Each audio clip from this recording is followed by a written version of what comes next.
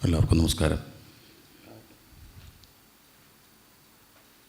ഇന്ന് ആർഷവിദ്യാസമാജം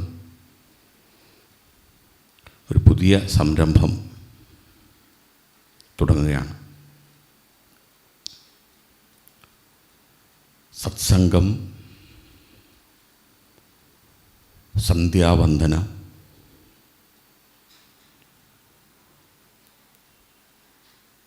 ക്ലാസുകൾ,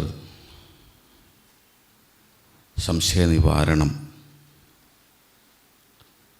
ഇവയെല്ലാം സമന്വയിപ്പിച്ചുകൊണ്ടുള്ള ഒരു ദൈനംദിന പദ്ധതി. നമ്മൾ 6:30 ഈ ക്ലാസ്സുകൾ ആരംഭിക്കുന്നത്. പക്ഷേ 6:25 തന്നെ പരമാവധി എല്ലാവരും എത്താൻ പറഞ്ഞിരുന്നു. 6:25 തന്നെ സത്സംഗം ആരംഭിക്കും. 6:25 ദീപപ്രോജ്വലനം, അതുപോലെ ഒരു ഭജന, വ്യക്തിഗീതമായിട്ടുള്ള ഭജന. 6:30 മുതൽ അധ്യാപകർ വന്ന് ക്ലാസ്സുകൾ എടുക്കും. അങ്ങനെ ഒരു 7:30 അവസാനിപ്പിക്കുന്ന രീതിയിൽ, ആരതിയോടുകൂടി അവസാനിപ്പിക്കുന്ന രീതിയിലാണ് ഇത് വിഭാവന ചെയ്തിരിക്കുന്നത്. ആദ്യം സത്സംഗം എന്ന പദം എന്താണെന്ന് മനസ്സിലാക്കണം. ചില ആൾക്കാർ സത്സംഗം എന്ന് പറയാറുണ്ട്. അങ്ങനെ പറയുന്നവരുണ്ടോ നമ്മുടെ കൂട്ടത്തിൽ? സത്സംഗം. ചിലർ സത്സംഘം എന്ന് പറയുന്നവരുണ്ട്. അങ്ങനെ പറയുന്നവരുണ്ടോ? ഒരു കടുപ്പം കൂട്ടാൻ വേണ്ടി. ശരിയായി ഉച്ചരിക്കേണ്ടത് സത്സംഗം എന്നാണ്. ഗംഗയുടെ ഗ, സത്സംഗം. ഉച്ചാരണം ആദ്യം ശരിയാക്കുക. ഇനി ഈ സത്സംഗം എന്താണ്? ആദ്യം അതിനെക്കുറിച്ച് മനസ്സിലാക്കണം. സത്സംഗം എന്ത്, എന്തിന്, എങ്ങനെ, ഏത് വിഷയം പഠിക്കുമ്പോഴും ഈ 3 പ്രധാന ചോദ്യങ്ങൾക്ക് ഉത്തരം ലഭിക്കത്തക്ക രീതിയിലാണ് നമ്മൾ പഠിക്കേണ്ടത്. എങ്കിലേ പഠനം ശാസ്ത്രീയമാകൂ എന്നാണ്. അടുക്കും ചിട്ടയോടെ ശാസ്ത്രീയമായി പഠിക്കുമ്പോഴാണ് നമുക്ക് ആത്മവിശ്വാസം ഉണ്ടാകുന്നത്. നമ്മൾ ആദ്യം എന്ത് മനസ്സിലാക്കി? സത്സംഗം എന്ന് എങ്ങനെ ഉച്ചരിക്കാം, തെറ്റായ ഉച്ചാരണങ്ങൾ മനസ്സിലാക്കി, ശരിയായ ഉച്ചാരണവും മനസ്സിലാക്കി. ഇവിടെ അന്യഭാഷക്കാരുണ്ടോ ഈ ക്ലാസ്സിൽ? മലയാളം മനസ്സിലാക്കാത്തവരുണ്ടോ? മനസ്സിലാക്കാം. ഓക്കെ. ഇനി അങ്ങനെയുള്ളവരുണ്ടെങ്കിൽ അതിൻ്റെ ചുരുക്കം പിന്നീട് ആരെങ്കിലും ഒരാൾ പറഞ്ഞ് മനസ്സിലാക്കണം ഓരോ ദിവസവും. നമ്മുടെ ഓഫ്ലൈൻ സത്സംഗമാണെങ്കിലും നിരവധി പേർ ഓൺലൈനായിട്ട് പങ്കെടുത്തിട്ടുണ്ട്. ഇപ്പോൾ സത്സംഗം എന്താണെന്ന് മനസ്സിലാക്കണം. സത്യവുമായുള്ള ബന്ധം, അതാണ് സത്സംഗം. സത്തുമായുള്ള അല്ലെങ്കിൽ സത്യവുമായുള്ള ബന്ധം.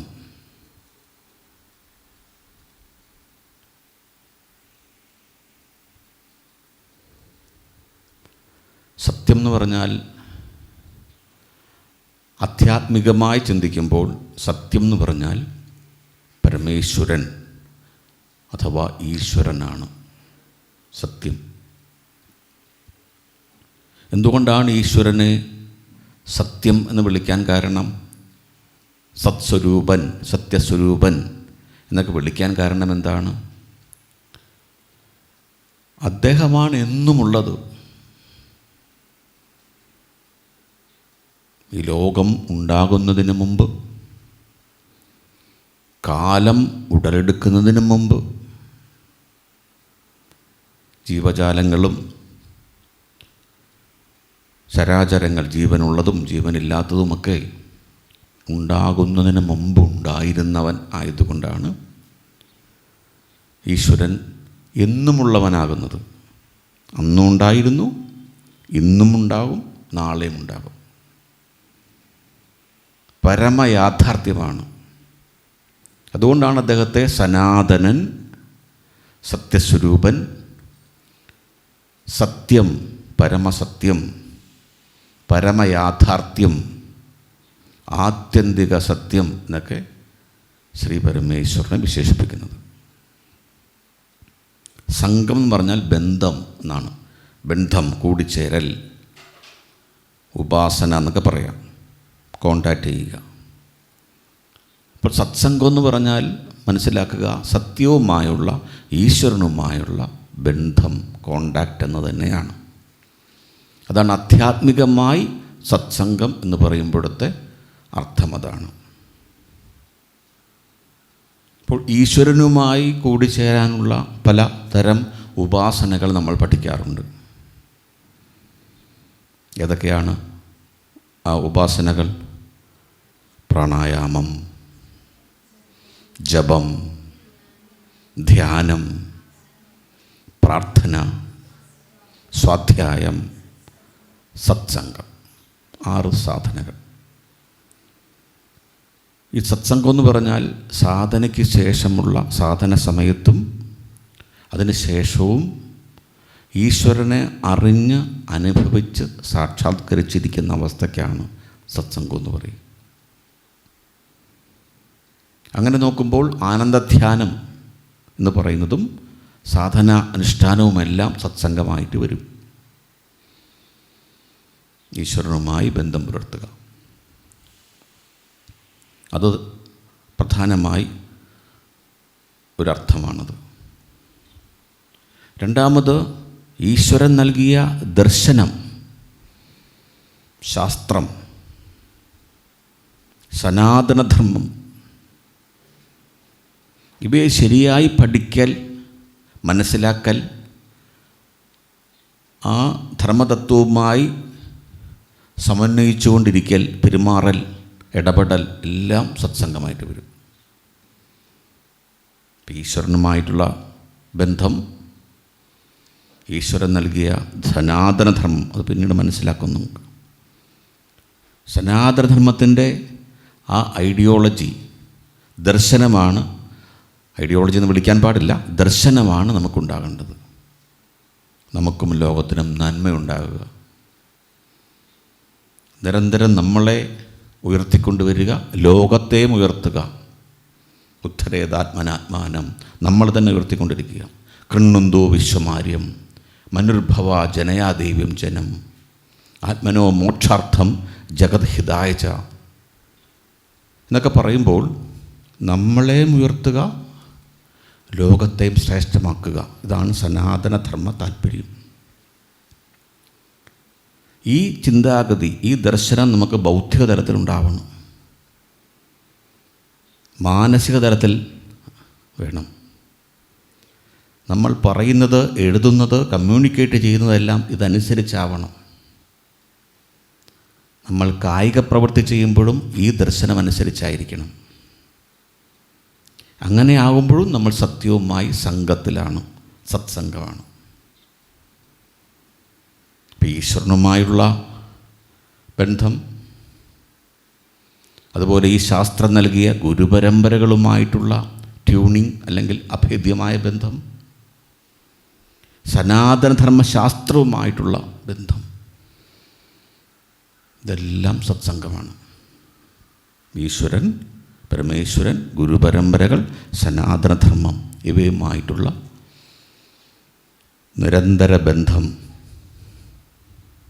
കോണ്ടാക്റ്റ് എപ്പോഴും പുലർത്തുക എന്നുള്ളത് സത്സംഗത്തിലെ ഏറ്റവും പ്രധാനപ്പെട്ട ആധ്യാത്മികമായ പ്രാക്ടീസാണ്. അതുപോലെ തന്നെ മനുഷ്യജീവിതത്തെ ഉയർത്തുന്ന നിരവധി ശാസ്ത്രങ്ങളും ചിന്തകളുമുണ്ട്. അവ പഠിക്കുക, ആ രീതിയിൽ പ്രവർത്തിക്കുക, ഗവേഷണം ചെയ്യലും ഒരു തരത്തിൽ പറഞ്ഞാൽ സത്സംഗം തന്നെയാണ്. മഹാത്മാക്കളുമായുള്ള ബന്ധം, അതുപോലെ നമ്മളെ ഉയർത്തുന്ന, നമ്മളെ പ്രചോദിപ്പിക്കുന്ന, നമ്മുടെ ദുഃഖദുരിതങ്ങൾ നീക്കി നമുക്ക് സ്വാസ്ഥ്യം, വികാസം, വിജയം നൽകുന്ന ആശയങ്ങളോ വ്യക്തികളുമായിട്ടുള്ള കോണ്ടാക്റ്റും ഒരു സത്സംഗമാണ്. ഒരു പുസ്തകം വായിക്കുമ്പോൾ നമുക്ക് നല്ല പ്രചോദനം ലഭിക്കുന്നു. ലോകത്തിന് മുഴുവൻ നന്മ ചെയ്യാൻ തോന്നുന്നു. നമുക്ക് സ്വയം ഉയരണമെന്ന് തോന്നുന്നു. നമ്മുടെ നെഗറ്റീവ് ചിന്തകൾ ഒഴിവാക്കണമെന്ന് തോന്നുന്നു. അങ്ങനെയാണെങ്കിൽ ആ പുസ്തക വായനയും സത്സംഗമാണ്. ചില വ്യക്തികളുമായി നമ്മൾ ബന്ധപ്പെടുമ്പോൾ നമ്മുടെ ജീവിത ലക്ഷ്യം തന്നെ മാറി മറിയുന്നു. ജീവിതത്തിന് അർത്ഥമുണ്ട്, വിലയുണ്ടെന്ന് തോന്നുന്നു. നമ്മൾ പാപികളല്ല, അടിമകളല്ല, ഈശ്വരൻ്റെ സന്താനങ്ങളാണ്, അമൃതസ്യ പുത്ര എന്ന രീതിയിലുള്ള ഒരു വീക്ഷണം കൈവരുന്നു. അങ്ങനെയാണെങ്കിൽ അത് സത്സംഗമാണ്.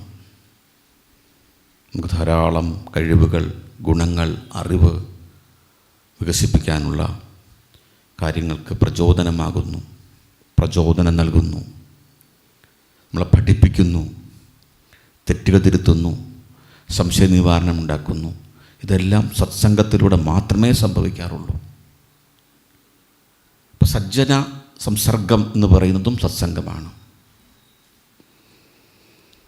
അതുകൊണ്ടാണ് ശ്രീ ശങ്കരാചാര്യർ ഒരിക്കൽ പറഞ്ഞു, ത്രിജഗതി സജ്ജന സംഗതി രേഖ ഭവതി ഭുവാർണവ തരണേ നൗക എന്ന് പറഞ്ഞു.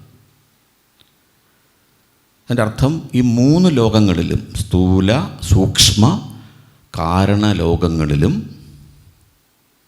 ഈ സംസാരസാഗരത്തെ, ജീവിതത്തിൻ്റെ പല പ്രശ്നങ്ങളെല്ലാം പൂർണ്ണമായി നിവാരണം ചെയ്യണമെങ്കിൽ ഒരേ ഒരു വഴിയേ ഉള്ളൂ.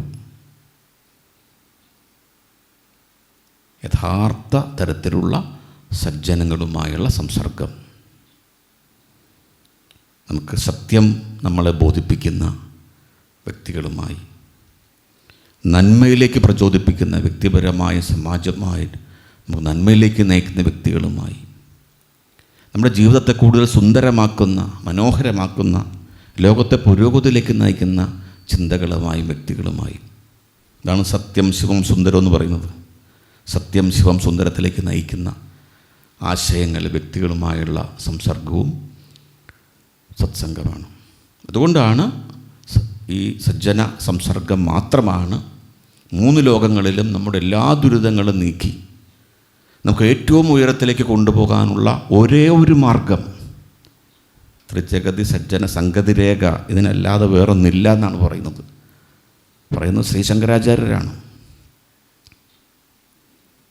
അപ്പോൾ ഇത്ര വിശാലമായ, ഗഹനമായ, ആഴമുള്ള അർത്ഥമാണ് സത്സംഗത്തിന് കൊടുത്തിരിക്കുന്നത്. വാസ്തവത്തിൽ സത്സംഗം കൊണ്ടാണ് നമുക്കെല്ലാം ലഭിക്കുന്നത്. ഗുരുപരമ്പരയിലൂടെയല്ലേ സനാതനധർമ്മം ലഭിച്ചത്. ആദിമ ഗുരുക്കന്മാർക്ക് എവിടെ നിന്നാണ് ലഭിച്ചത്? പരമഗുരുവായ പരമേശ്വരനുമായുള്ള സമ്പർക്കം കൊണ്ടാണ്, സത്സംഗം കൊണ്ടാണ്. ആ ഗുരുക്കന്മാർ അടുത്ത ശിഷ്യന്മാർക്ക് സത്സംഗം വഴിയാണ് ഇത് എത്തിച്ചത്, അല്ലേ? ലോകത്തുള്ള എല്ലാ നല്ല ആശയങ്ങളും, ഈശ്വര സാക്ഷാത്കാരത്തിലേക്കുള്ള ചിന്തകൾ വരെ നൽകിയത് സത്സംഗമാണ്. സത്സംഗ മഹാത്മ്യം അതാണ്. ഇതിന് നേരെ വിപരീതമായ ഒന്നാണ് ദുസ്സംഗം എന്നുള്ളത്. നമ്മളെ തളർത്തുന്ന, നമ്മളെ തകർക്കുന്ന, ലോകത്തിന് ഉപദ്രവകരമായ, ലോകത്തെ നശിപ്പിക്കാൻ, പുരോഗതിയെ, ആ മനോഹാരിതയെ പരിഷ്കാരങ്ങളെ മുഴുവൻ നശിപ്പിക്കാൻ പോകുന്ന ചിന്തകളും വ്യക്തികളുമായുള്ള ബന്ധമാണ് ദുസ്സംഗം എന്ന് പറയുന്നത്. ഈ ദുസ്സംഗം ഒഴിവാക്കുക എന്നുള്ളതാണ് സത്സംഗം ചെയ്യാൻ നേരത്തെ ആദ്യം ചെയ്യേണ്ടത്. അപ്പോൾ സത്സംഗം സത്കർമ്മത്തിലേക്ക് നയിക്കുന്നു, ദുസ്സംഗം ദുഷ്കർമ്മത്തിലേക്ക് നയിക്കുന്നു. നമ്മൾ പറഞ്ഞത് സത്സംഗം എന്നാണെന്ന് മനസ്സിലായല്ലോ. ഈ സത്സംഗം ആശയം കൊണ്ട് മാത്രമല്ല, മാതൃക കൊണ്ട് നമ്മളിലേക്ക് എത്തും. നമ്മുടെ വൈബ്രേഷൻ കൊണ്ട് നമ്മളിലേക്ക് എത്തും. ആശയം കൊണ്ടെത്തും, റോൾ മോഡൽ എന്ന രീതിയിൽ മാതൃകയിലൂടെ നമ്മുടെ മനസ്സിലേക്ക് എത്തും. അവരൊന്നും പറഞ്ഞില്ല, ഒരു മാതൃക കാണിച്ചു തന്നില്ലെങ്കിൽ പോലും അവരുടെ ചിന്തകളും വൈബ്രേഷൻ കൊണ്ടുപോലും നമ്മുടെ ആഴങ്ങളിലേക്ക് എത്തും. അപ്പോൾ സത്സംഗ പ്രഭാവശക്തി വളരെയേറെയുണ്ട്. അപ്പോൾ സത്സംഗം എന്താണ് എന്നുള്ള ഒരു ധാരണ കിട്ടിക്കാണെന്ന് വിചാരിക്കുന്നു. സനാതനധർമ്മത്തിൽ വളരെ മഹത്വമാർന്ന ഒരു പദമാണ് സത്സംഗം എന്ന് പറയുന്നത്. ഇനി സത്സംഗത്തിന് വ്യക്തിപരമായ പ്രയോജനങ്ങൾക്ക് പുറമെ സാമാജികമായും നന്മകൾ ചെയ്യാനുള്ള അത്ഭുതകരമായ ശേഷിയുണ്ട്. അതുകൊണ്ട് സത്സംഗത്തെ ഒരേ സമയം വ്യക്തി സാധനയായും, വ്യക്തിക്ക് ഏറ്റവും പ്രയോജനം കിട്ടുന്ന സാധനകളായും, സമാജത്തിന് ഏറ്റവും പ്രാധാന്യം നൽകുന്ന സാധനയായും പ്രാധാന്യം കൊടുത്തിട്ടുണ്ട്. വ്യക്തി സാധന, സമഷ്ടി സാധന എന്ന് വെച്ചാൽ സാമാജിക സാധന കൂടിയാണ്. നമ്മൾ ഇന്ന് കാണുന്ന ലോകത്തിൻ്റെ എല്ലാ ദുരിതങ്ങളും അവസാനിപ്പിക്കണമെങ്കിൽ സത്സംഗം വേണം. ഈ കുടുംബത്തിൽ നല്ല കൂട്ടായ്മകൾ വേണം. അവരൊരു ദിവസം ഒരുമിച്ചിരിക്കണം. ഒരുമിച്ച് ചിരിക്കാനല്ല പറഞ്ഞത്, ഒരുമിച്ച് ഇരിക്കണം. നല്ല കാര്യങ്ങൾ ചർച്ച ചെയ്യണം. സമൂഹത്തിൽ അങ്ങനെയുള്ള കൂട്ടായ്മകൾ ഉണ്ടാവണം. ഇത് വളരെ വളരെ വളരെ പ്രാധാന്യമുള്ള കാര്യമാണ്. നമ്മുടെ നാടിനെ എന്നും തകർത്തത് അനൈക്യം എന്നൊരു വ്യാധിയാണ്. അനൈക്യം, ആ ഐക്യമില്ലാതിരിക്കുക. ഭാര്യയും ഭർത്താവും തമ്മിൽ ഐക്യമില്ല, മാതാപിതാക്കളും മക്കളും തമ്മിലില്ല, സഹോദരി സഹോദരന്മാർ തമ്മിലില്ല, സമൂഹത്തിൽ ആരുമായിട്ടില്ല, പല രാജ്യങ്ങൾ തമ്മിലില്ല. ഈ അനൈക്യം മുതലെടുത്തുകൊണ്ടാണ് എല്ലാ ദുഷ്ടശക്തികളും നമ്മെ ആക്രമിച്ചത്. ഈ അനൈക്യത്തിൻ്റെ കാരണം എന്താണെന്ന് ചോദിച്ചാൽ സത്സംഗത്തിൻ്റെ മഹാത്മ്യം അറിയാത്തതാണ്. സത്സംഗത്തിൻ്റെ മഹാത്മ്യം അറിയില്ല, സത്സംഗം അവർ നടപ്പാക്കിയില്ല. അപ്പോൾ ഇന്ന് കാണുന്ന എല്ലാത്തരം അനൈക്യത്തിനുമുള്ള ചികിത്സ ശാസ്ത്രീയമായി സംഘടിപ്പിക്കുന്ന സത്സംഗത്തിനാണ്. അതാണ് നമ്മുടെ ആചാര്യന്മാർ പറഞ്ഞത്. സംഘച്ഛത്വം, സമ്മതത്വം എന്നൊക്കെ പറഞ്ഞുള്ള നിരവധി ശ്ലോകങ്ങളുണ്ട്. നിങ്ങൾ ഒരുമിച്ചിരിക്കുക, ഒരുമിച്ച് ഒരേപോലെ ചിന്തിക്കുക, ഒരേപോലെ പ്രവർത്തിക്കുക, പരസ്പരം ഐക്യമുണ്ടാവട്ടെ, ഹാർമണി ഉണ്ടാവട്ടെ. അവിടെ എല്ലാ അനുഗ്രഹങ്ങളും കൈവരും. ഋഷിമാർ പറഞ്ഞത് അങ്ങനെ ഒരു സത്സംഗ ശക്തി ഉണ്ടായാൽ നിങ്ങൾക്ക് എന്തും ലഭിക്കുമെന്നാണ്. ഇപ്പോൾ ദേവന്മാരെക്കുറിച്ച് പറഞ്ഞത് സൂക്ഷ്മലോക ശക്തികളായ ദേവന്മാർ ഒരുമിച്ച് ചേർന്ന് അവരുടെ ഇച്ഛാശക്തിയും മനഃശക്തിയും പ്രാണശക്തിയും ഭൗതിക ശേഷിയും ആധ്യാത്മിക ശക്തിയും ഒരുമിച്ച് കൂട്ടി അവർ പരമേശ്വരനോട് പ്രാർത്ഥിച്ചു, ഞങ്ങൾ ദൈവിക ഗുണങ്ങളുള്ളവർ, ഞങ്ങൾക്ക് അധിവസിക്കാനായി ഞങ്ങളുടെ ഗുണങ്ങൾക്ക് യോജിച്ച ഒരു ലോകം വേണം എന്ന് പറഞ്ഞപ്പോൾ അവർക്ക് സ്വർഗം വരെ നൽകിയെന്നാണ്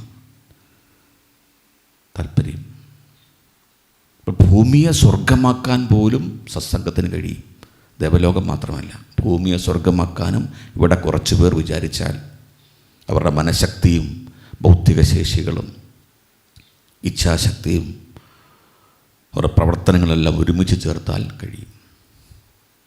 പണ്ടേ നമ്മുടെ ആചാര്യന്മാർ പറഞ്ഞ കാര്യമാണ്. ആധുനിക സക്സസ് ചിന്തകന്മാരും ഇത് തന്നെയാണ് പറയുന്നത്. ഉദാഹരണത്തിന് നെപ്പോളിയൻ ഹിൽ കേട്ടിട്ടുണ്ടോ? നെപ്പോളിയൻ ഹില്ലിനെ കുറിച്ച് കേട്ടവർ കൈപൊക്കി. Napoleon Hill the law of success എന്ന പുസ്തകം എഴുതിയ ആളാണ് നെപ്പോളിയൻ ഹിൽ.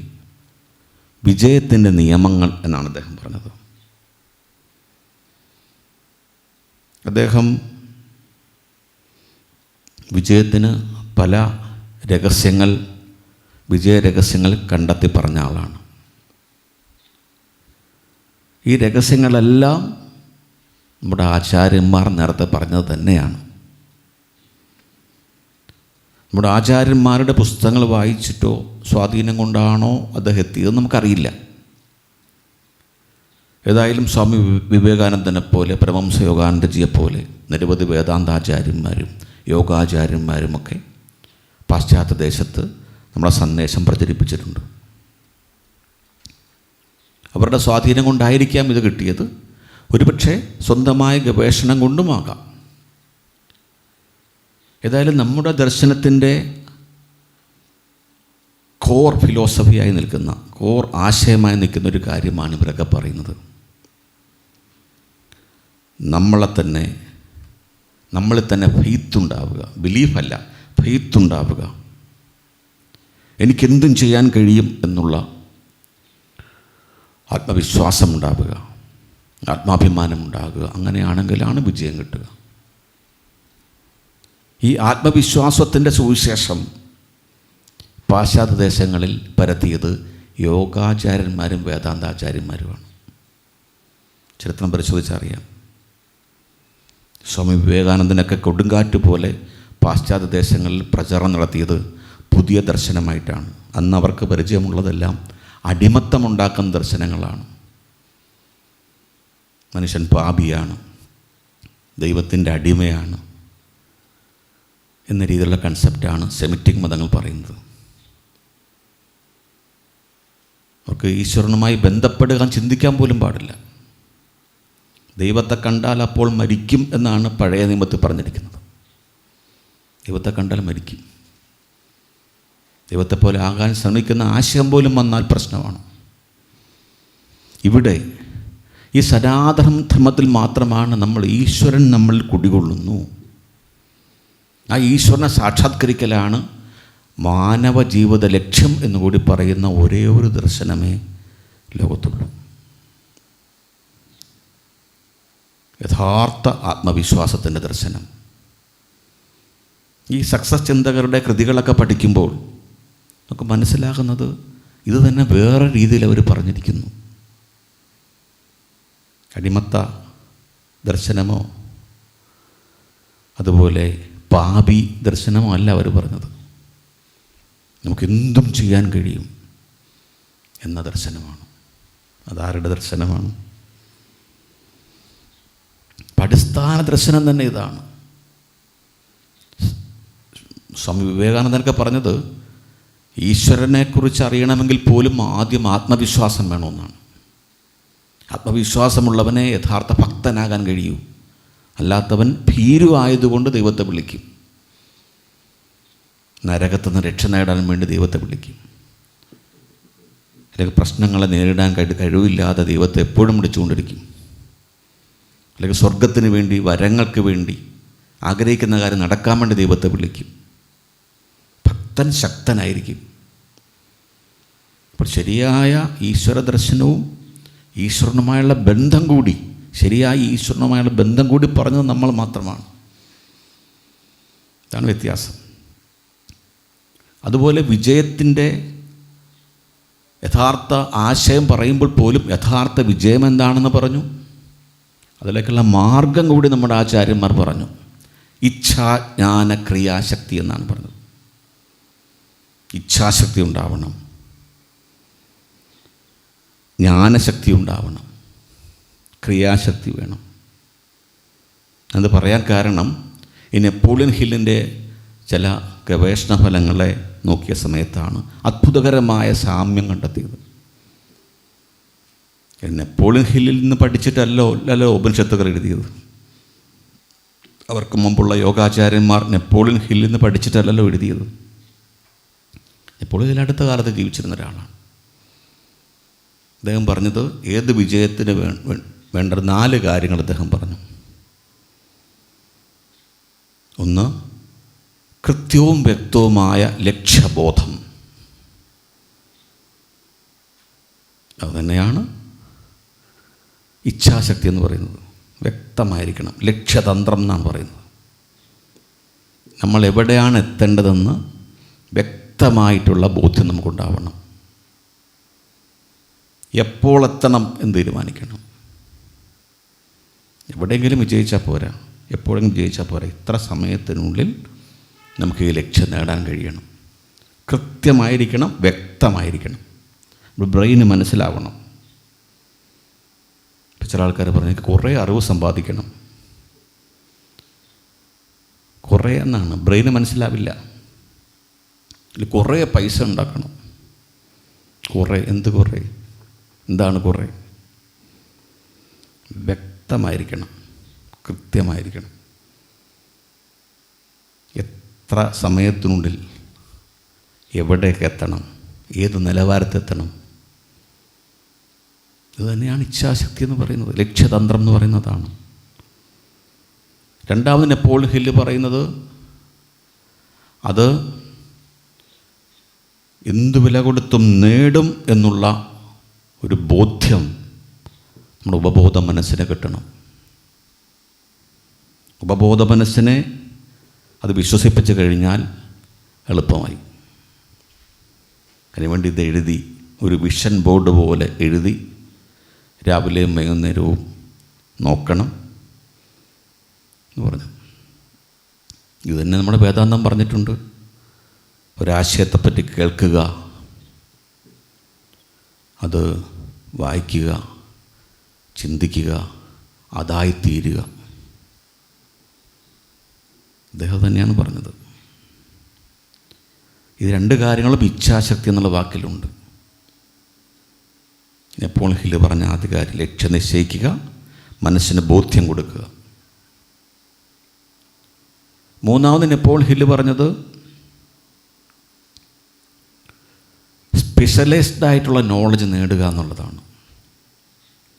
ഏത് മേഖലയിലും സ്പെഷ്യലൈസ്ഡ് ആയിട്ടുള്ള നോളജുകൾ നേടണം. ജനറലായുള്ള നോളജും വേണം. ചില മേഖലകളിൽ നമ്മളെ വെല്ലാൻ ആരുമുണ്ടാകാത്ത തരത്തിൽ അതുല്യത നേടണം. അതുല്യത, 1ാം നിരയിലെങ്കിലും നമ്മൾ വരണം. അപ്പോൾ ശ്രീകൃഷ്ണൻ ശ്രീപരമേശ്വരനോട് ചോദിച്ച വരം അതാണ്. അങ്ങക്ക് ഈ ലോകത്തിൽ നിരവധി ഭക്തന്മാരുണ്ടാവാം, പല കാലങ്ങളിൽ പല ലോകങ്ങളിലുണ്ടാവാം. പക്ഷെ അങ്ങയുടെ ഏറ്റവും യഥാർത്ഥ ഭക്തന്മാർ വെറുതെ ഈശ്വരനെ പോയി തൊഴുത് വീട്ടിലിരിക്കുന്നവരല്ല. അദ്ദേഹത്തിൻ്റെ ധർമ്മം ലോകത്തിലേക്കെല്ലാം എത്തിക്കാൻ, സംരക്ഷിക്കാൻ വേണ്ടി അങ്ങനെ യഥാർത്ഥ ഉപാസന ചെയ്യുന്ന ലോകത്തിലെ യഥാർത്ഥ ഭക്തന്മാരുടെ നിര എടുത്താൽ 1ാം നിരയിൽ ഞാൻ വേണം എന്നാണ് പറഞ്ഞത്. ശ്രീ പരമേശ്വരൻ പ്രത്യക്ഷപ്പെടുമ്പോൾ നിങ്ങൾ ആരെങ്കിലും ഇങ്ങനെ വരെ ചോദിക്കുമോ? ചോദിക്കുന്നവർ കൈപൊക്കിക്ക്. ഇങ്ങനെ പറഞ്ഞതുകൊണ്ട് ചോദിക്കും. ശ്രീകൃഷ്ണൻ പറഞ്ഞില്ലേ, എന്നാൽ ആ കൂട്ടത്തിൽ വേണമെന്ന് കരുതി പറയും. അല്ലാതെ, കാരണം അതിനകത്തെല്ലാം ഉണ്ടെന്നറിയാം അദ്ദേഹത്തിന്. അപ്പോൾ സ്പെഷ്യലൈസ്ഡ് നോളജ് വേണമെന്നാണ് പറയുന്നത് ഏത് മേഖലയിലും. ഇതാണ് നമ്മൾ പറയുന്ന ജ്ഞാനശക്തി, ഇച്ഛാശക്തി, ജ്ഞാനശക്തി. നിരന്തരം വികസിപ്പിച്ചുകൊണ്ടിരിക്കുന്നത് ആ അറിവ്. പാട്ടുകാരി ഒരാളെ പാട്ട് ആണ് സ്പെഷ്യലൈസ്ഡ് നോളജായിട്ട് എടുത്തിരിക്കുന്നതെങ്കിൽ അത് വികസിപ്പിച്ചുകൊണ്ടിരിക്കണം, പരിശീലിച്ചുകൊണ്ടിരിക്കണം. ഓരോ മേഖലയിലും കഴിവുകൾ നിരന്തരം വികസിപ്പിച്ചുകൊണ്ടിരിക്കണം. അടുത്തായിട്ട് അദ്ദേഹം പറഞ്ഞത്, 4ാമത് അദ്ദേഹം പറഞ്ഞത് ഞാൻ പറയാൻ കാരണം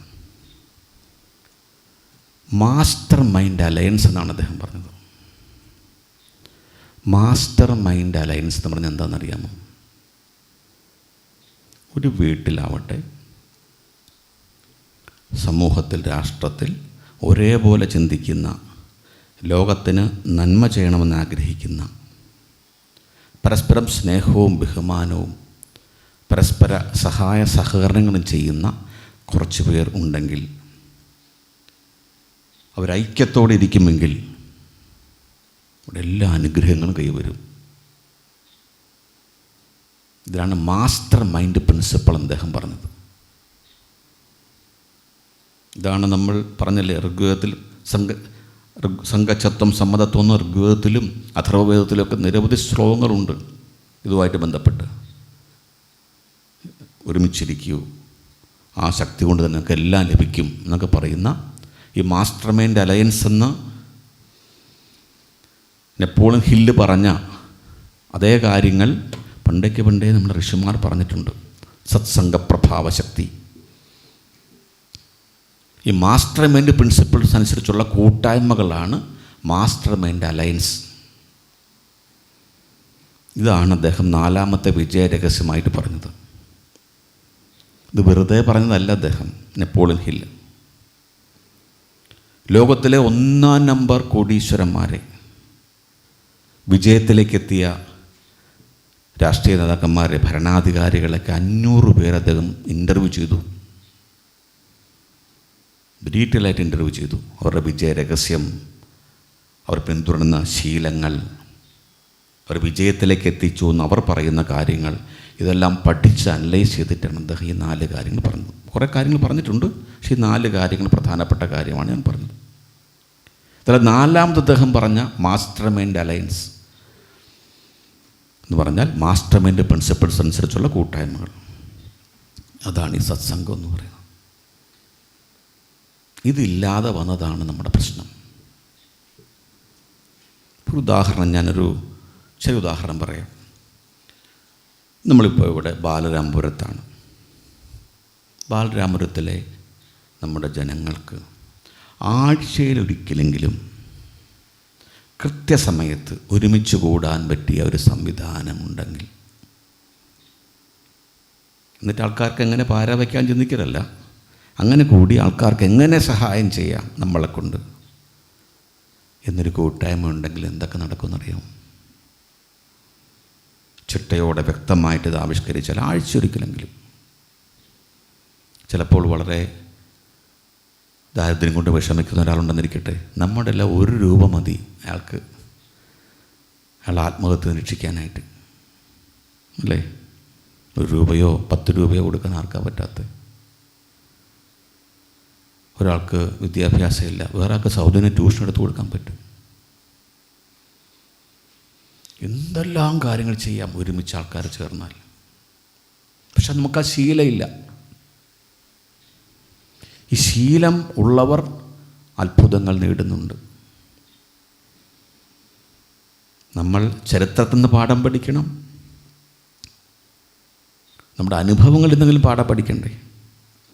വേണ്ട. സനാതന ധർമ്മത്തിൽ നിന്ന് പാഠം പഠിക്കേണ്ട, ഋഷിമാർ പറഞ്ഞ ഉപദേശങ്ങളിൽ നിന്ന് പാഠം പഠിക്കേണ്ട, നമുക്ക് ചുറ്റും കാണുന്ന അനുഭവങ്ങളിൽ നിന്നെങ്കിലും പാഠം പഠിക്കണ്ടേ?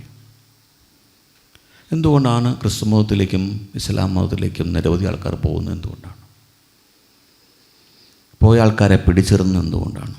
പിടിച്ചു നിർത്താൻ സാധിക്കുന്നത് എന്തുകൊണ്ടാണ്? നിർബന്ധിച്ചാണ്, പ്രലോഭിപ്പിച്ചാണ് കൊണ്ടുപോയതെങ്കിൽ കൂടി അവരെ പിന്നീട് അവിടെ തന്നെ ഉറപ്പിച്ച് നിർത്തുവാൻ എന്തൊക്കെ അവർ ചെയ്യുന്നുണ്ട്? നമ്മളത് മനസ്സിലാക്കണം. സത്സംഗം എന്ന് പറയാൻ പാടില്ല, പക്ഷേ എങ്കിലും ചില കൂട്ടായ്മകൾ അവർ സംഘടിപ്പിക്കുന്നുണ്ട്. ഒരു മുസ്ലിമിന്, ക്രിസ്ത്യാനിക്ക് നിർബന്ധമാണ് ആഴ്ചയിലൊരിക്കൽ പള്ളിയിൽ പോകണമെന്ന്. വെള്ളിയാഴ്ച ദിവസം ഒരു മുസ്ലിം എവിടെയാണെങ്കിലും ഉച്ചയ്ക്ക് പള്ളിയിൽ പോകും. കേരളത്തിലുള്ള ആൾ മുംബൈയിലാണ് പോകുന്നതെങ്കിൽ അവിടെ മുംബൈയിൽ തൊട്ടടുത്തുള്ള പള്ളി നോക്കി അവിടെ പോകും. ഒരു ക്രിസ്ത്യാനി ഞായറാഴ്ച കുട്ടികൾ മുതൽ വൃദ്ധന്മാർ വരെ പള്ളിയിൽ പോകും. എവിടെ പോയാലും അവിടെ പരിസരത്ത് ഏതെങ്കിലും പള്ളിയുണ്ടോ എന്ന് നോക്കിപ്പോകും. കാരണം പള്ളിയിൽ ആഴ്ചയൊരിക്കൽ പോവുക എന്നുള്ളത് അവരുടെ മതപരമായ നിർബന്ധിത ആചാരമാണ്. അപ്പം നമുക്ക് തോന്നും അന്ധവിശ്വാസമാണ്, അനാചാരമാണ്, ഇത്ര സമയം പോയില്ലേ എന്നൊക്കെ തോന്നാം. പക്ഷെ ഇതവർക്ക് നൽകുന്ന ഗുണങ്ങൾ നിങ്ങൾക്കറിയാമോ? കാരണം എല്ലാവരും, അവരുടെ ആൾക്കാരെല്ലാവരും പാലിക്കുന്നുണ്ട്. ഇപ്പോൾ ഇസ്ലാം മതത്തിൽ തന്നെ ഉള്ള ധാരാളം കോടീശ്വരന്മാരുണ്ട്, ധാരാളം മന്ത്രിമാരുണ്ട്, MLA മാരുണ്ട്, ഒരു സ്ഥാപനത്തിന് ഉടമകളുണ്ട്. അവരെവിടെയെങ്കിലും പോകുമല്ലോ വെള്ളിയാഴ്ച ദിവസം, ഇല്ലേ? അവിടെ തന്നെ ഏതെങ്കിലും കാരുണ്യം ആഗ്രഹിക്കുന്ന ഏതെങ്കിലും മുസ്ലിമും പോകുമല്ലോ. എത്ര എളുപ്പമാണ് മൗലവിക്കോ പാസ്റ്റർക്കോ അല്ലെങ്കിൽ പള്ളിയിലച്ഛനോ ഇവരെ കൂട്ടി യോജിപ്പിക്കാൻ. ഒരാൾ പട്ടിണി കൊണ്ട് വിഷമിക്കുന്ന ഒരാളാണ്. മൗലവി പറയുന്നു, അല്ല ഫാദർ പറയുന്നത്, ഇവൻ കുറേ നാളുകളെ ഭക്ഷണം പോലും കഴിച്ചിട്ടില്ല, ആ ദിവസവന് അരിച്ചാക്ക് കൊടുക്കാൻ പറ്റും. അതുപോലെ കുട്ടികൾക്ക് വിദ്യാഭ്യാസം ഇല്ല, സ്കൂളിൽ അഡ്മിഷൻ കൊടുക്കാൻ പറ്റുന്നവരുണ്ട്. ജോലിയില്ല, ജോലി കൊടുക്കാൻ പറ്റും. അതുപോലെ ഒരു കല്യാണം നടക്കാതെ വരുന്നു, കല്യാണത്തിന് ഏർപ്പാട് ചെയ്യാൻ കഴിയും. ഒരാളൊരു ബിസിനസ് തുടങ്ങുന്നു, പള്ളിയിലച്ഛനോ മൗലവി പറയുന്നത്, നമ്മുടെ ആളൊരു ബിസിനസ് തുടങ്ങിയിട്ടുണ്ട്, നിങ്ങൾ പരമാവധി അവിടെ നിന്ന് തന്നെ വാങ്ങാൻ നോക്കണം, അല്ലെങ്കിൽ അവിടെ നിന്ന് തന്നെ സർവീസ് സ്വീകരിക്കാൻ പറയണം, ഇല്ലേ? അത് ഈ മതത്തിൻ്റെ പ്രത്യേകത അല്ല, ഒരുമിച്ച് കൂടുന്നതിൻ്റെ ഗുണം കൊണ്ട് കിട്ടുന്നതാണ്. വലിയ ശക്തിയാണ്. ഒരു ലയൺസ് ക്ലബിലും റോട്ടറി ക്ലബിലൊക്കെ ചില ധനികർ പൈസ കൊടുത്ത് പോകാറുണ്ട്. ചേരാനൊക്കെ ചില ക്ലബ്ബുകളിൽ 10,000, 25,000, 50,000, 1 ലക്ഷം കൊടുക്കണം. എന്നിട്ട് അവിടെ മാസവരി അടച്ചുകൊണ്ടിരിക്കണം, വാർഷിക ലെവി അടയ്ക്കണം, ആഴ്ചയൊരിക്കൽ കൂടി ചേരാൻ വേണ്ടി. എന്തിനാണ് അവർ അങ്ങനെ ചെയ്യുന്നത്? കുറേ ബന്ധങ്ങൾ ഉണ്ടാക്കാനാണ്, റിലേഷൻസ് ശക്തിപ്പെടുത്താനാണ്. റിലേഷൻസാണ് ഒരു സംഘടനയുടെ, ഒരു സ്ഥാപനത്തിൻ്റെ, വ്യക്തിയുടെ ശക്തി. നല്ല റിലേഷൻസ്. ഒരു ക്രിസ്ത്യാനിക്കോ മുസ്ലിമിനോ ഒരു ലയൺസ് ക്ലബിനോ റോട്ടറി ക്ലബിൽ അംഗത്വം എടുക്കേണ്ട കാര്യമില്ല. കാരണം എന്താ? പള്ളിയിലെ തന്നെ സംവിധാനമുണ്ട്. നമ്മുടെ ഹിന്ദുക്കൾ, നമ്മുടെ അവസ്ഥ നമ്മൾ ആലോചിച്ചു നോക്കും. ആഴ്ചയിലൊരിക്കലെങ്കിൽ കൃത്യമായിട്ട് ഏതെങ്കിലും ക്ഷേത്രത്തിൽ പോകാൻ വ്യവസ്ഥയുണ്ടോ? നമുക്ക് ഉണ്ടോ? ഇനി അങ്ങനെ പോകുന്നുണ്ടെങ്കിലും ക്ഷേത്ര ദർശനത്തിനപ്പുറം ഒരുമിച്ചിരിക്കാൻ ഞങ്ങൾ ഒന്നാണെന്ന ബോധം വരാനുള്ള ഒരു പരിപാടിയുണ്ടോ? അച്ചടക്കത്തോടെ ഇരിക്കുമോ? ആരും പറഞ്ഞ് കേൾക്കുമോ? ആരുടെയെങ്കിലും പ്രശ്നം പരിഹരിക്കാൻ അവസ്ഥയുണ്ടോ? ഒരു മുസ്ലിം, ഇവിടുത്തെ കേരളത്തിലുള്ളൊരു മുസ്ലിം ഡൽഹിയിൽ പോയി അവിടുത്തെ പള്ളിയിൽ പോകുമ്പോൾ അവൻ്റെ ധാരണ ഞങ്ങൾ ആഗോളപരമായി തന്നെ ഒരു ഉമ്മത്തിൻ്റെ ഭാഗമാണെന്നാണ്. ഒറ്റയ്ക്കല്ല, ഞാൻ എവിടെ പോയാലും കണക്റ്റഡാണ്. ഈ ആത്മവിശ്വാസം ഒരു ഹിന്ദുവിന് ഇന്ന് ലഭിക്കുമോ? അപ്പം നമ്മൾ എത്രത്തോളം ഉയർന്ന ആശയങ്ങളാണെങ്കിലും, ശ്രീപരമേശ്വരൻ തന്നെ തന്ന ദർശനം, മഹാഗുരുപരമ്പരകൾ പ്രചരിപ്പിച്ചത്, പഠിപ്പിച്ചത്, അവതാരപുരുഷന്മാർ സംരക്ഷിക്കാൻ വന്നത്, എത്രയെത്ര മഹാവിജ്ഞാനങ്ങളിൽ നിന്നുണ്ടായി, കലകളുണ്ടായി, സംസ്കൃതി ഉണ്ടായി, എത്രയോ മഹാപുരുഷന്മാരുണ്ടായി, എത്രയോ ഇതിനു വേണ്ടി ത്യാഗങ്ങൾ അനുഭവിച്ചു, കഷ്ടപ്പെട്ടു, അളവറ്റ ത്യാഗങ്ങൾ, ചിന്തിക്കാൻ പോലുമില്ലാത്ത രക്തസാക്ഷിത്വങ്ങൾ സ്വീകരിച്ചു, എത്രപേർ പോരാടി ബലിദാനികളായി. ഒക്കെ ശരിയാണ്. പക്ഷെ ഈ ഒരു പ്രശ്നം നമുക്ക് പരിഹരിക്കണം. അതിനുള്ളൊരു തുടക്കം കൂടിയാണ് ഈ കൂട്ടായ്മ, സത്സംഗം. 1 മണിക്കൂർ, അത് ആഴ്ചയൊരിക്കലാണെങ്കിൽ ഇത്രയും ശക്തി, എല്ലാ ദിവസവുമാണെങ്കിൽ ഇതിൻ്റെ ശക്തി നമുക്ക് ചിന്തിക്കാവുന്നതിനപ്പുറമായിരിക്കും. കാരണം എല്ലാ ദിവസവും ഒരുമിച്ച് കാണുന്നവർ, കോണ്ടാക്ട് ചെയ്യുന്നവർക്കാണ് ഏറ്റവും ഇത് ഹൃദയബന്ധങ്ങളുള്ളത്. നോക്കൂ, ഇത് സ്വാമി വിവേകാനന്ദൻ്റെ ആശയമാണ്. ഭഗിനി നിവേദിത മുന്നോട്ട് വച്ചൊരാശയമാണ്. നടപ്പാക്കിയത് RSS എന്ന പ്രസ്ഥാനമാണ്. അതുകൊണ്ടാണ് RSSന് ഇത്ര വളർച്ചയുള്ളത്. നിത്യം ഒരുമിച്ച് ചേരുക എന്ന് മാത്രമേ അവർ നിബന്ധന പറഞ്ഞുള്ളൂ. ഒരുമിച്ച് കൂടുക, കുറച്ച് പേർ കൃത്യസമയത്ത് ഒരുമിച്ച് എവിടെയെങ്കിലും ഒരുമിച്ച് കൂടുക. ഒരു സ്ഥാപനം പോലും ഇല്ലായിരുന്നു. എവിടെയെങ്കിലും കളിക്കളത്തിലോ ക്ഷേത്രത്തിൻ്റെ മൈതാനത്തോ എവിടെയെങ്കിലും ഒരുമിച്ച് കൂടുക. പിന്നീടാണ് അതിന് വെറുതെ ഒരുമിച്ച് കൂടിയ വർത്തമാനം പറഞ്ഞിരിക്കില്ലേ, ആ ഒരുമിച്ചുള്ള ഇരിപ്പിന് കൂട്ടായ്മ ശരിയാക്കാൻ വേണ്ടി ചില കാര്യപരിപാടികൾ കൊണ്ടുവന്നത്. ശാരീരിക പരിശീലനം കൊണ്ടുവന്നു, ബൗദ്ധികം കൊണ്ടുവന്നു, പാട്ടുകൾ കൊണ്ടുവന്നു, കളികൾ കൊണ്ടുവന്നു. ഇങ്ങനെയായി തുടങ്ങിയ സംഘടന ഇന്ന് എങ്ങനെയെന്നറിയാമോ? ലോകത്തിലെ തന്നെ ഏറ്റവും വലിയ ജനാധിപത്യ രാജ്യം ഭരിക്കുന്നത് സംഘമാണ്. തൊഴിലാളി പ്രസ്ഥാനം, ഏറ്റവും വലിയ തൊഴിലാളി പ്രസ്ഥാനം ലോകത്തിൽ തന്നെ, ഭാരതത്തിൽ മാത്രമല്ല ലോകത്തിൽ തന്നെ ഏറ്റവും വലിയ പ്രസ്ഥാനം ഭാരതീയ മസ്ദൂർ സംഘ് BMS സംഘത്തിൻ്റെയാണ്. ഏറ്റവും വലിയ വിദ്യാർത്ഥി പ്രസ്ഥാനം ABVP സംഘത്തിൻ്റെയാണ്. വിശ്വ ഹിന്ദു പരിഷത്ത് സംഘത്തിൻ്റെയാണ്. കേന്ദ്രവും സംസ്ഥാനങ്ങളും വിവിധ കോർപ്പറേഷൻ മുനിസിപ്പാലിറ്റികളും ഭൂരിപക്ഷവും ഭരിക്കുന്നത് സംഘം നേതൃത്വം നൽകുന്ന BJP ആണ്. അപ്പോൾ ഇങ്ങനെയുള്ള കരുത്ത് അവർ ആർജിച്ചത് എങ്ങനെയെന്നറിയാമോ? ഇത് നിവേദിത പറഞ്ഞ, സ്വാമി വിവേകാനന്ദൻ പറഞ്ഞ, നമ്മുടെ ആചാര്യന്മാർ പറഞ്ഞ കാര്യങ്ങൾ കുറച്ചെങ്കിലും സ്പിരിച്വലായ കാര്യങ്ങളൊന്നും ഉൾപ്പെടുത്താൻ കഴിഞ്ഞിട്ടുണ്ടായിരിക്കില്ല. പക്ഷെ ദേശീയ ബോധം നൽകാൻ, സാംസ്കാരിക ബോധം നൽകാൻ, ഭീഷണികളെക്കുറിച്ച് ജനങ്ങളെ ബോധവൽക്കരണം ചെയ്യാനായിട്ട് ഇത് ഉതകി. അതിൻ്റെ ശക്തിയാണ് ഈ കാണുന്നത്. രാഷ്ട്രപതി, ഉപരാഷ്ട്രപതി, പ്രധാനമന്ത്രി, ആഭ്യന്തരമന്ത്രി, പ്രതിരോധ മന്ത്രി, കേന്ദ്രമന്ത്രിമാർ, സംസ്ഥാന മന്ത്രിമാർ, ഗവർണർമാർ, MLAമാർ എല്ലാം.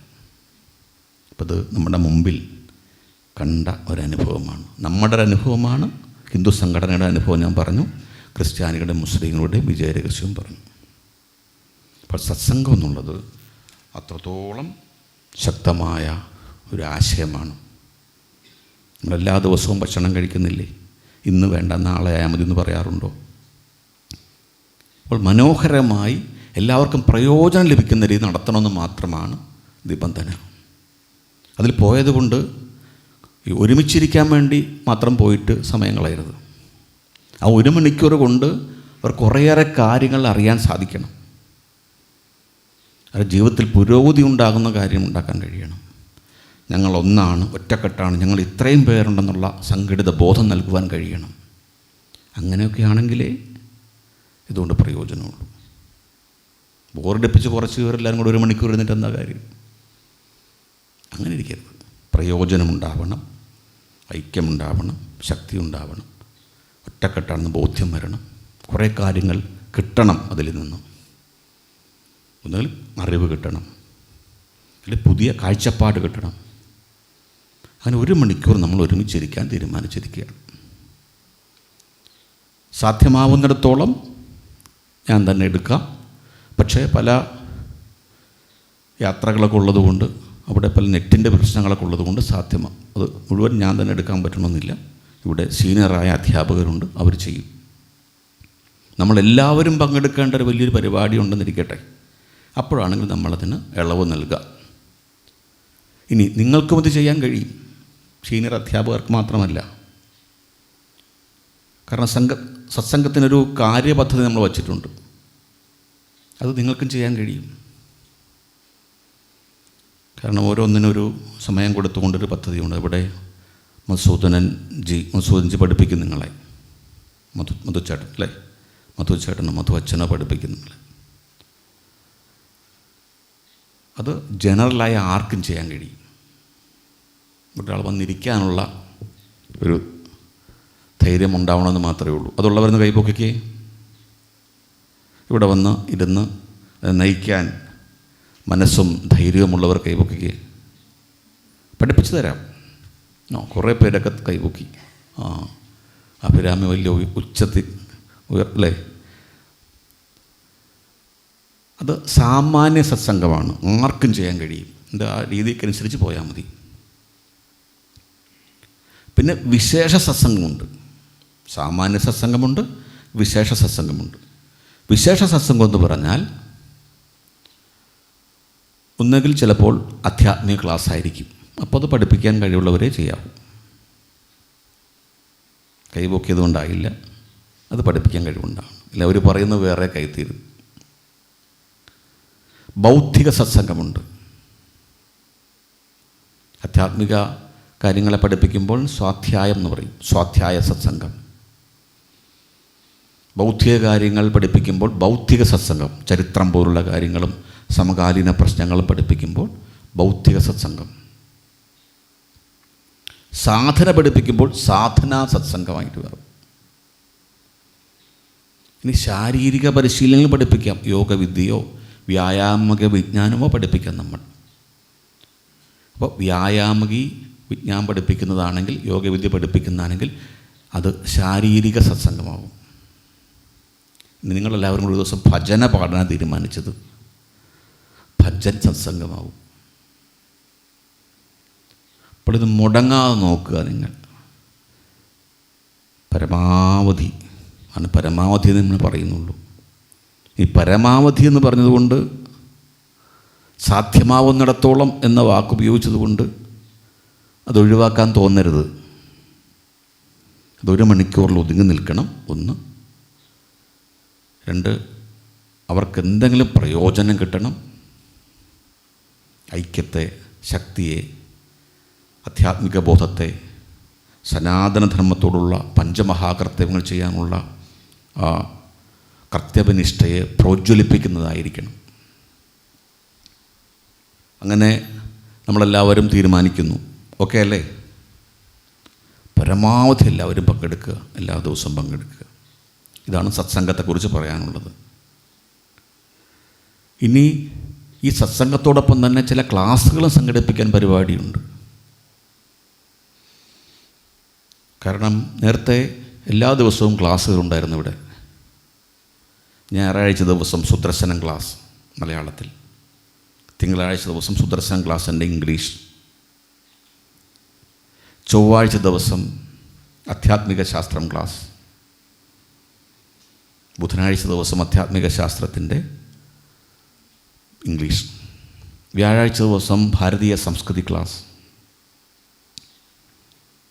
വെള്ളിയാഴ്ച ദിവസം അതിൻ്റെ ഇംഗ്ലീഷ്, ശനിയാഴ്ച ദിവസം പല ചോദ്യങ്ങൾ, സനാതനധർമ്മ വിമർശനമൊക്കെ ഉന്നയിക്കുന്ന പല ആൾക്കാരുണ്ട്. അവരുടെ ചോദ്യങ്ങൾക്ക് മറുപടി, സംശയങ്ങൾക്ക് നിവാരണമൊക്കെ പറയുന്ന ചോദ്യോത്തര സെഷൻ, പ്രശ്നോത്തരി സെഷൻ എന്ന് പറയും. ഇങ്ങനെ ആഴ്ചയിൽ എല്ലാ ദിവസവും ക്ലാസ്സുകൾ ഉണ്ടായിരുന്നു ഒരു കാലം വരെ. അപ്പോഴാണ് നിരവധി സ്ഥലങ്ങളിലേക്ക് ആർഷവിദ്യാ സമാജത്തെ കൊണ്ടുവരുവാനുള്ള പല പ്രവർത്തനങ്ങളുണ്ടായത്. നമുക്കെല്ലാവർക്കും യാത്ര ചെയ്യേണ്ടി വന്നു, പ്രധാനപ്പെട്ട എല്ലാവർക്കും പോകേണ്ടി വന്നു. അപ്പോൾ എന്ത് ചെയ്യും? പലയിടത്തും നെറ്റ് കവറേജ് പോലുമില്ല. അപ്പോൾ നമ്മളൊന്ന് ഏകദേശം ആയിക്കഴിഞ്ഞിട്ട് ക്ലാസ്സുകൾ എടുക്കാമെന്ന് പറഞ്ഞിരുന്നു. ആ വാഗ്ദാനം പൂർത്തീകരിക്കൽ കൂടിയാണ് ഈ ക്ലാസ്സിലൂടെ ചെയ്യുന്നത്. ഇംഗ്ലീഷ് ക്ലാസ്സിൽ നമുക്ക് വേറെ സംവിധാനം ചെയ്യേണ്ടി വരും. കാരണം ഇപ്പോൾ ഇതിൻ്റെ പരിഭാഷ കൂടി ചെയ്താൽ നിങ്ങൾക്ക് ബോറടിക്കും, അല്ലെങ്കിൽ അവർക്ക് ബോറടിക്കും. അതുകൊണ്ട് അവർക്കായിട്ട് വേറെ സംവിധാനങ്ങൾ ഉടനെ ഏർപ്പെടുത്തും, ഇംഗ്ലീഷിലും ഹിന്ദിയിലും ഏർപ്പെടുത്തും. അപ്പോൾ അങ്ങനെയാണ്. അപ്പോൾ ക്ലാസ്സുകൾ കൂടി ഇതിനകത്തുണ്ടാവും. സത്സംഗത്തിന് പുറമെ ആധ്യാത്മിക ശാസ്ത്രം ക്ലാസ്സുകളുണ്ടാകും, യോഗവിദ്യയുടെ ചെറിയ പാഠങ്ങൾ ചെറിയ ചെറിയ ക്യാപ്സൂൾ രീതിയിലുണ്ടാകും, മൃത്യുഞ്ജയം എന്ന് പറഞ്ഞ പദ്ധതിയുടെ ക്ലാസ്സുകളുണ്ടാവും, സുദർശനം ക്ലാസ്സുകളുണ്ടാവും, അതുപോലെ ചില ചോദ്യങ്ങൾക്കുള്ള മറുപടികളുണ്ടാവും, ഭാരതീയ സംസ്കൃതി ക്ലാസ്സുകളുണ്ടാവും. നിങ്ങളൊക്കെ എഴുതിത്തരുന്ന എന്തെങ്കിലും ചോദ്യങ്ങളുണ്ടെങ്കിൽ അതിൻ്റെ നിവാരണവും അടുത്ത ക്ലാസ്സുകളിൽ ചെയ്യാം. അപ്പം നിങ്ങൾ ചെയ്യേണ്ട ഹോംവർക്ക് ഇതാണ്. ഇന്ന് തന്നെ എല്ലാവരും ഒന്നുകിൽ വാട്സാപ്പിലൂടെ അയയ്ക്കുക, അല്ലെങ്കിൽ ഇവിടെയുള്ളവർ എഴുതി തരിക. നമുക്കുണ്ടായ, ഇപ്പോഴുമുള്ളതോ നേരത്തെ ഉള്ളതോ ഉണ്ടായിരുന്നതോ ആയ സംശയങ്ങൾ, ചോദ്യങ്ങൾ എഴുതി തരിക. ഇല്ല, മറ്റുള്ളവർ പറയുന്ന ചില ആക്ഷേപങ്ങൾ, പരിഹാസങ്ങൾ, വിമർശനങ്ങൾ എഴുതി തരിക. ചില കാര്യങ്ങൾ നമുക്ക് യോജിക്കാൻ പറ്റുന്നില്ല, വിയോജനങ്ങളുണ്ടെങ്കിൽ അതും എഴുതി തരിക. ഇനി ചിലർ ചോദിച്ചിട്ട് ഉത്തരം പറയാതെ വിഷമിച്ച സന്ദർഭങ്ങളുണ്ടെങ്കിൽ, ചോദ്യങ്ങളുണ്ടെങ്കിൽ അത് എഴുതി തരിക. മറ്റുള്ളവർ അങ്ങനെ ചോദിച്ചാൽ, അല്ല അവരിങ്ങനെ ന്യായീകരിച്ചാൽ എന്ത് മറുപടി പറയാൻ കഴിയും എന്ന സംശയങ്ങളാണെങ്കിലും അതിനകത്ത് എഴുതുക. ഏറ്റവും കൂടുതൽ ചോദ്യങ്ങൾ, നല്ല ചോദ്യങ്ങൾ എഴുതുന്നവർക്ക് സമ്മാനമുണ്ട് കേട്ടോ. അപ്പം അങ്ങനെ ചെയ്യുക. അതാണ് ഹോംവർക്ക്. അത് എല്ലാവരും ചെയ്യുക. ഓൺലൈനുള്ളവർ വാട്സപ്പിലൂടെ അയയ്ക്കുക, അല്ലാത്തവർ നേരിട്ട് തരിക.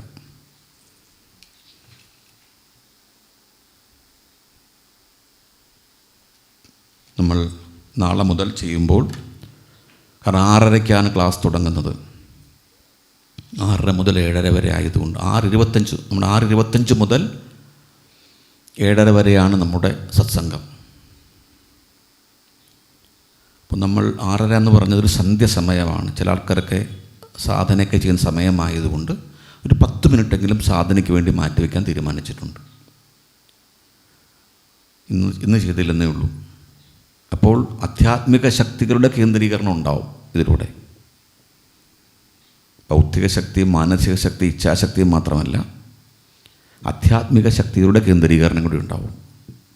അപ്പോൾ നമ്മളെല്ലാവരും ഇരുന്ന് ഒരു വ്യക്തിഗീതം 6:25 മുതൽ 6:30 വരെയുള്ള സമയത്ത് വ്യക്തിഗീതം പാടിക്കഴിഞ്ഞാൽ ചെറിയ പ്രാണായാമം നല്ല ക്ലീനാക്കി ഇടണം. ഇവിടെയൊക്കെ പൊടി പോലും ഇല്ലാത്ത രീതിയിലാക്കി ഇടണം. എല്ലാ ദിവസവും നല്ല രീതി വൃത്തിയാക്കണം. ചെറിയ പ്രാണായാമവും ഒരു ചെറിയ ജപവും 5-10 മിനിറ്റ് നിൽക്കുന്ന രീതിയിലുള്ള രീതിയിൽ സെറ്റ് ചെയ്യുന്നു നമ്മൾ. അതിന് നമ്മളെന്ത് ചെയ്യുന്നു? നമ്മൾ ഒരുമിച്ച് സാധന ചെയ്യുമ്പോൾ അതിന് വലിയ ശക്തിയാണുള്ളത്. അത് പ്ലസ് അല്ല. ഇപ്പോൾ ഉദാഹരണം വിശാലി, ശ്രീലക്ഷ്മി ഇവരൊക്കെ സാധന ചെയ്താൽ പ്ലസ് ആ ശക്തിയല്ല, ഇൻഡു ആണ്. ഇപ്പോൾ വിശാലിക്ക് 5 ഒന്നാകരുത് കേട്ടോ. 1 ഇൻഡു ആയല്ല 1 തന്നെയാവും. ഇപ്പോൾ വിശാലിയുടെ പവർ, സാധന പവർ 10 ആണെന്നിരിക്കട്ടെ. ശ്രീലക്ഷ്മിയുടെ സാധന പവർ 15 ആണെന്നിരിക്കട്ടെ. ഒരു ഉദാഹരണം പറഞ്ഞതാകാനൊരു സാധ്യതയില്ല, എന്നാലും പറഞ്ഞതേ ഉള്ളൂ. അപ്പോൾ 10 × 15 അങ്ങനെയാണ് ഈ സത്സംഗത്തിലെ ശക്തി വരിക. അപ്പം നമുക്കെല്ലാവർക്കും അതിൻ്റെ ബ്ലെസ്സിങ് കിട്ടും. അതുപോലെ നമ്മൾ പ്രാർത്ഥിക്കുന്ന ലോകത്തിന് മുഴുവൻ നന്മ വരട്ടെ എന്ന് നമ്മുടെ പ്രാർത്ഥന. അപ്പോൾ ഇവിടെ നിന്നൊരു ഊർജം പുറപ്പെടും. നമ്മുടെ മനസ്സിനെ, നമ്മുടെ ജീവിതത്തെ മുഴുവൻ അനുഗ്രഹത്തിലേക്ക് നയിക്കുന്നതിന് പുറമെ ലോകവും നന്മയിലേക്ക് പോകും, ഉറപ്പാണ്. അപ്പം അതുകൂടി നാളെ മുതലുണ്ടാകും. അപ്പോൾ ഒരു സന്ധ്യാവന്ദനം കൂടിയാവും, സന്ധ്യോപാസന കൂടിയാകും ഈ സത്സംഗം. അതുകൊണ്ട് എല്ലാവരും പരമാവധി, ഓൺലൈൻ ക്ലാസ്സിലുള്ളവരെല്ലാം പരമാവധി പങ്കെടുക്കണം. ഏതെങ്കിലും സമയത്ത് യാത്രയിലാണെങ്കിൽ ചെവിയിൽ ഇയർഫോൺ വെച്ച് കേൾക്കാം. പക്ഷേ നിങ്ങൾ തന്നെ വണ്ടി ഓടിക്കുകയാണെങ്കിൽ ചെയ്യരുത്. നിങ്ങൾ തന്നെ വണ്ടി ഓടിക്കണമെങ്കിൽ വണ്ടി ഓടിക്കുന്നത് ശ്രദ്ധിച്ച് ഓടിക്കുക. പക്ഷേ അത് ഇരിക്കുകയാണെങ്കിൽ, യാത്രക്കാരായിട്ട് ഇരിക്കുകയാണെങ്കിൽ നമുക്കിത് കേൾക്കാം. ഇയർഫോൺ വെച്ചേ കേൾക്കാവൂ. മറ്റുള്ളവർക്ക് ശല്യം ഉണ്ടാക്കാൻ പാടില്ല. ഇതാണ് പറയാനുള്ളത്. എന്തെങ്കിലും സംശയങ്ങൾ?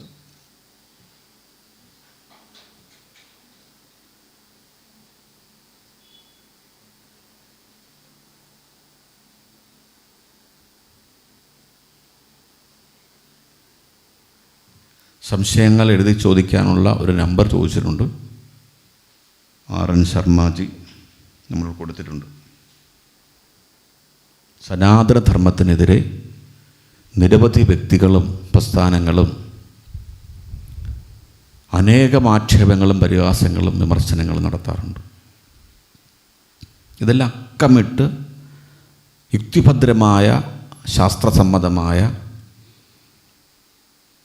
പ്രമാണബദ്ധമായ മറുപടി നൽകുന്ന ക്ലാസ്സുകളാണ് ഇനി വരാൻ പോകുന്നത്.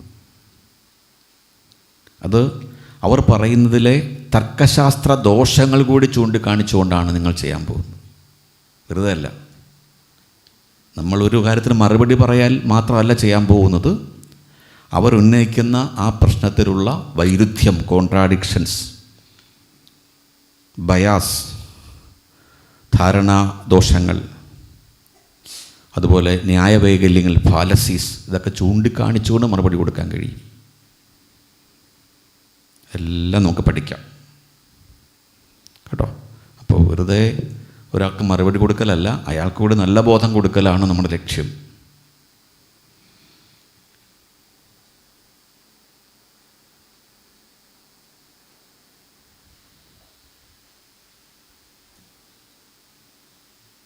എല്ലാവരും സംശയങ്ങളൊക്കെ അയക്കണം. നമുക്കടുത്ത നാളെ മുതൽ കുറച്ചുകൂടി, ഇപ്പോൾ നമ്മൾ ജനറലായി പറഞ്ഞതേ ഉള്ളൂ. ഞാൻ പറഞ്ഞതിൻ്റെ ചുരുക്കം ഇതാണ്. ഇതെന്തിനു വേണ്ടി?